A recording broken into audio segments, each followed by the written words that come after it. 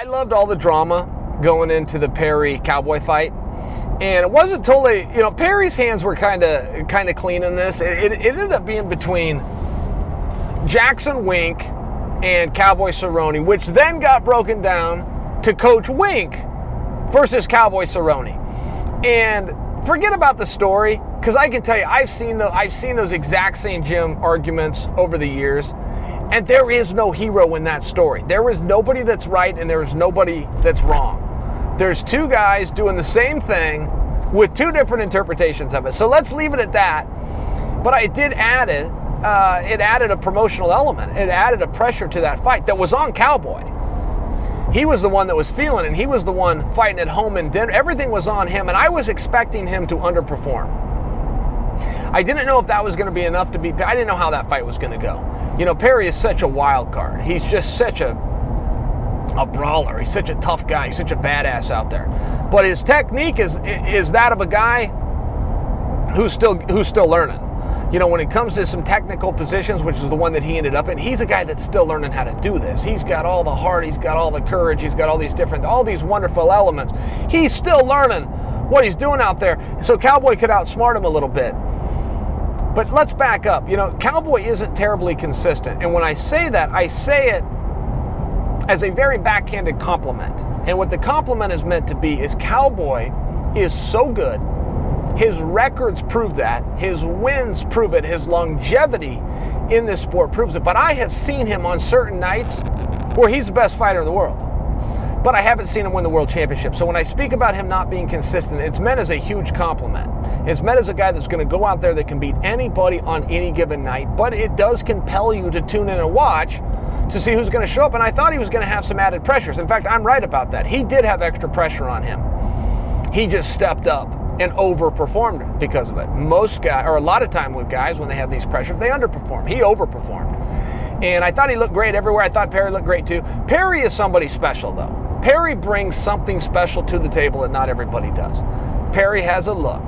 Perry has a style. And Perry has a way of cutting interviews when it's done. He's also got a sportsmanship. I mean, not for nothing. I feel like people don't give Perry enough credit here, because he's very rough around the edges. But after the fact, he always tips his hat every single time.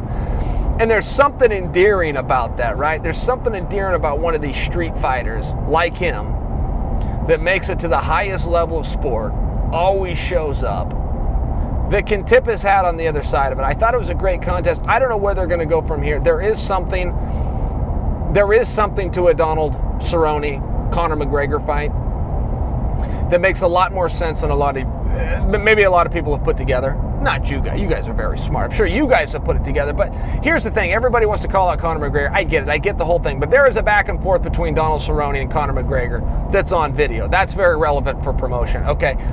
Donald Cerrone versus McGregor does work.